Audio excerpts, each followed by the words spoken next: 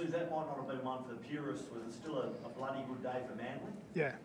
Yeah, no, definitely. We come here to get a result. We haven't actually had a great record here over the last decade, so we wanted to come here and and win on the scoreboard. We've been hard to beat the last couple of weeks, but we didn't ultimately get the results we wanted. So we come here today with a real focus to get a result. And there were some really good signs for us today. We're missing a whole heap of players, but I thought, Tolu Kola was very good at fullback for us, and it was great to see Gordy make his debut off the bench as well. So, the area to improve is, being a little bit more ruthless. We potentially, left a couple of tries out there today, and we could have, won real big, but, that's an area for growth for us going forward.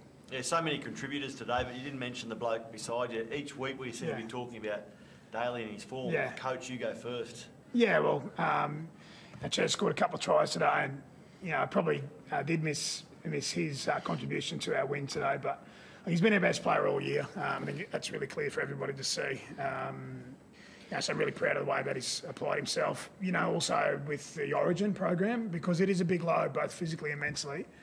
So I'm really proud of how he's contributed to our team this year. Daly, the commentators were joking you could play until you're 40. Do you feel like that's the case at the moment? No. Honestly, it's just 1 year at a time.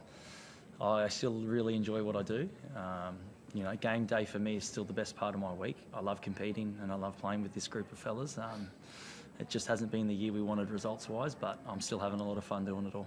And for a bloke who's played around so many different players for so long, talk to us today about Tolu Kola and little Gordy or Gordon, their performances through your eyes. Yeah, well, obviously Tolu was in the game as our fullback, and all of the strongest sides in the NRL, I reckon, have their fullback in the game regularly. And that was the advice to him today, wasn't it? Just get in the game, have your hands on the footy, and every time he did that, he was making a half break or a line break. So he's a fantastic footy player. He's got some attributes that you can't coach, which is awesome, and he uses them. And then Gordy, he's been hanging around the first grade squad for a couple of years now, and he's really been working on his craft in reserve grade, and he's obviously taken a big enough leap for Seibs and the coaching staff to give him a game. So he's the sort of bloke that's very infectious with our group, with his energy. So we're definitely getting up for the game today. He's a big part of our team. While he hasn't played a lot of first grade, he's someone everyone in the group loves. So it was great to see him get a win, get a game, and in front of a heap of family. It's awesome. Did you nominate to take the 2 late knowing full well you were going to give it to Gordon, or did that idea pop into your head after you'd said? Someone else threw it at me, the idea. And, I mean, I hope the Bulldogs don't take offence to that. I understand, those sorts of things might look a bit rude and all that sort of stuff, but it genuinely just come from a good place of wanting to give someone on debut a nice moment. His friends and family were there, but I guess if they want to use that for MO next year, that's fine. But that was a nice moment for Gordy and his family down that end of the field. And I know around 26 matches, necessarily when you win back on the Australian Test jersey and like that, have you given much thought, I guess, the desire or drive to get that number 7 jersey back for this postseason?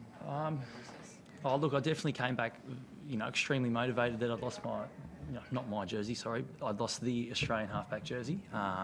So that's definitely fueled this season, no doubt about it. I'm that sort of player that, if I get dropped, I want to get back in there. So I'm always ambitious to play rep footy. But I do understand where I stand on the pecking order. And Nate's probably the first priority for Australia, and I get that. But if something ever did happen, I'd love to put my hand up and play for Australia again. Do you feel like you're playing better footy than what you were this time last year when you got dropped? I don't know. It's so subjective. I'm happy with my form, and I'm just enjoying what I do. And whether I'm playing good enough's up to the selectors and the coach. Seibs, I know you're not going to sit next to the bloke and say no, he should or shouldn't be picked, but sort of where do you see his football at now? I imagine you were keeping reasonably good things back into last year.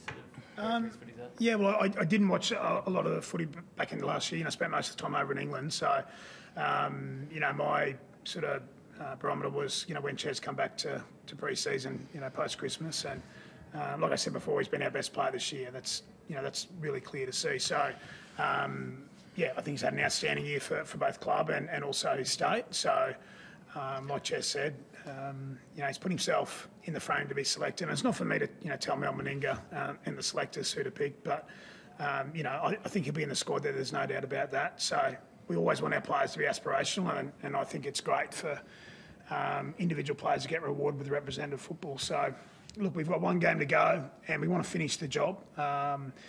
as I said, we've been hard to beat this year, and there's been some challenges along the way, but I've really enjoyed the year myself. Like Chaz just spoke about I've really enjoyed this group of players.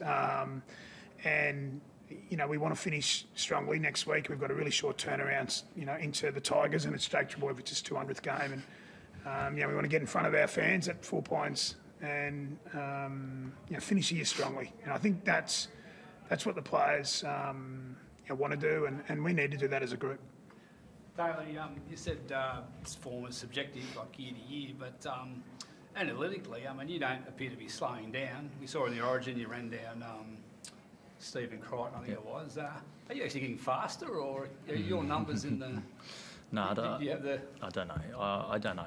Like I said, I think there's a general lightness to my game at the moment because of I'm enjoying the week-to-week grind of NRL. It's not really a grind for me at the moment, and I feel like I've been complimented in the game plan that we've got at the moment to shine, and I'm really enjoying it. So it's going to be a big week, isn't it, with Jake's 200? Yeah. Do you feel like today's game really set up your last hurrah and a big occasion for Jake next week? Yeah, definitely. I think, you know, being in front of, like, our supporters have been outstanding this year. Like, we've had a couple of sellouts at home, and there's been a real atmosphere at our home games, and we've come up with some really gritty performances and some really sparkling performances as well. But, look, you know, I know that the supporters will get out there, support Jake in his 200th, and West Tigers will come down. They've got nothing to lose. They'll throw everything at us. And we won't get much prep time this week, being a 5-day turnaround. So it's about recovery, regeneration, and having one last, you know, crack at it. And, you know, we want to empty the tank next Friday night. Well, good. Thanks, guys.